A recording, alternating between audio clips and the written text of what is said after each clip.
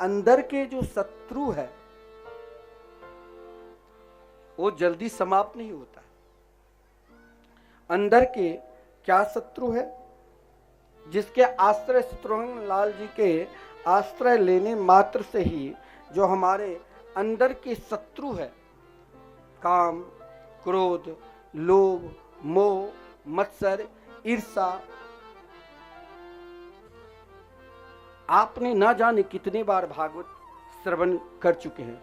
क्या आपके अंदर से ईर्षा गई है? क्या आपके अंदर से मत्सर गया है? हर व्यक्ति एक दूसरे को नीचे गिराने के लिए तो काम करता है। क्यों? आप तो राम के शरण में हैं। आप तो स्वयं चाहते हैं हर प्राणी के अंदर राम राज्य को प्रकट हो। हर प्राणी के स्वयं मेरे अंदर भी श्री राम प्रकट हो, लेकिन राम प्रकट क्यों नहीं होते हैं? क्योंकि हम अपने जीवन में अभी तक पूर्ण रूप से शत्रुघ्न लाल जी को नहीं पहचाने। बोले हम तो पहचानते हैं राम, श्री राम के छोटे भाई। बोले पहचानते हो, फिर आपके अंदर भेदभाव क्यों है? ये बड़े, ये छोटे, आपके अंदर शक्ति नहीं है। किसी के अंदर बल की शक्ति है, तो किसी के अंदर धन की शक्ति है, तो किसी के अंदर प्रभुता की शक्ति है। लेकिन जिस दिन आपके अंदर एक शक्ति आ जाएगी ना, वो कौन सा शक्ति है? शत्रुघ्न लाल जी की शक्ति को बढ़ाने की पावर किसने दिया? तो मिथिला। जिस शक्ति का नाम ही है श्रुत कीर्ति। श्रुत कीर्ति, श्रुत कीर्ति बनना है तो कैसे बनोगे? कथा तब तक सुनते रहो, तब तक श्रवण करते रहो, जितने बार मिले, जिससे मिले, साधु संत से, विश्व के अनेक वक्ता है, वहां आप सुनते रहो। लेकिन वहां आप लेना क्या? लेना आपके घर में ऐसा नहीं है, चलनी भी रहता है और सूप भी रहता है। चलनी क्या करता है? तो अच्छाई को तो नीचे फेंक देता है और बुराई को ही अपने अंदर रखता है। और सूप क्या करता है? सूप बुराई को तो बाहर फेंकता है और अच्छाई को अपने अंदर रखता है। और यही अच्छाई को रखना है तो शत्रुघ्न लाल जी के शरण में जाना होगा। और शत्रुघ्न लाल जी के शरण में जाने से आपको श्रुत कीर्ति,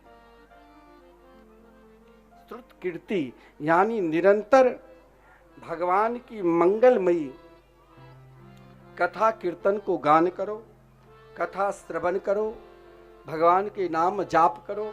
मैं बार बार नाम जाप करने के लिए क्यों कहता हूं? संपूर्ण काम की बनाने की ताकत है तो एकमात्र भगवान के मंगलमय नाम में, बाकी किसी में ताकत है ही नहीं।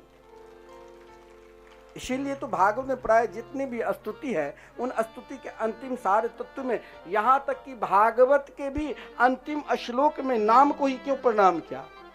सब हम लोग नहीं अंतिम दिन बोलते हैं, नाम संकीर्तनम यस्य सर्व पाप प्रणाशनम प्रणामो दुख समनस तम नमामि हरिम परम।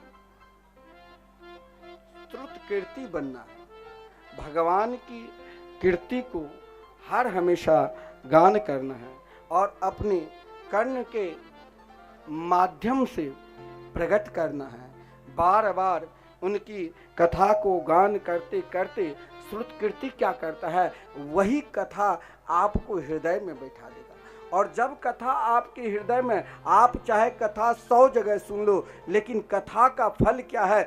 जिस दिन आपके हृदय में साधु संतों के प्रति विश्वास हो जाएगा, उसी दिन मान लेना कि भगवान मिल जाएंगे। ये मैं नहीं कहता हूँ, ये रामचरितमानस कह रहे हैं। क्या?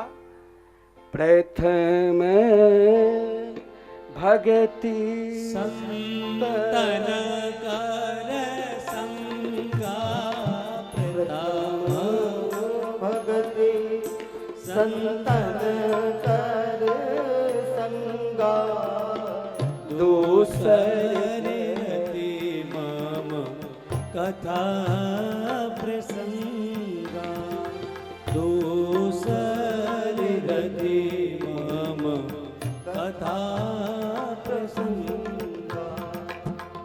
अंदर की शक्ति को प्राप्त करना है तो भगवान ने, देखिए भगवान है ना, भगवान तो फल देते हैं। भगवान ने कौन सा फल दिया?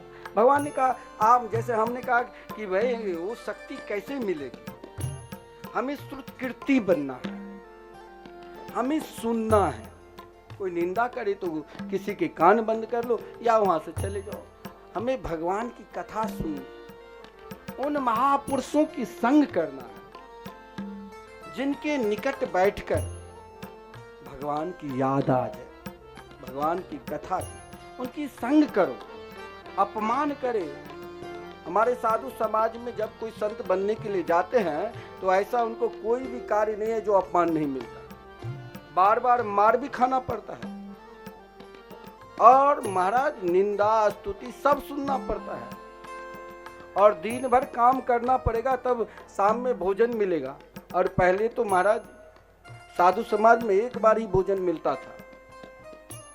जब हम वृंदावन आए तो 1992 में आश्रम में रहे तो वहाँ जो बड़े बड़े साधु संत पहले से था वो कहा ये तो नए अभी साधु बनेगा कि नहीं बनेगा।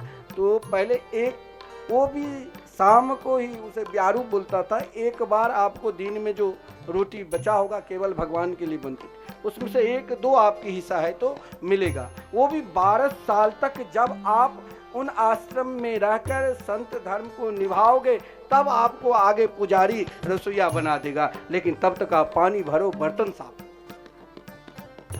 और संतों का संग करो, सत्संग करो, चाहे कहीं भी जाओ, कथा सुनो, कीर्तन में सम्मिलित हो।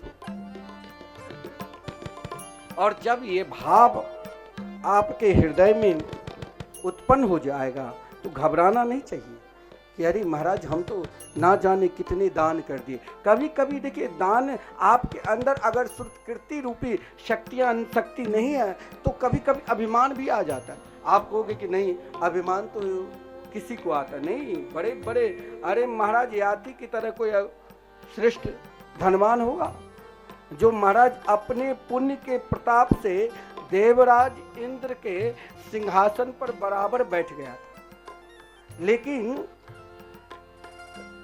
उनके अंदर भी संत का संग नहीं किया और कथा श्रवण नहीं किए तो केवल अपने पुण्य का ही, अपने बड़प्पन का ही गान किया। अगर आपको अपने आप को बचना है और परमात्मा को प्राप्त करना है तो विशेष अपना बड़प्पन का भी अधिक ज्ञान ना दो।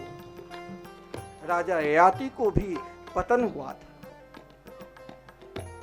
इस शक्ति को प्राप्त करना है तो सुनते रहो, भगवान की कथा पर पूर्ण रूप से विश्वास करो।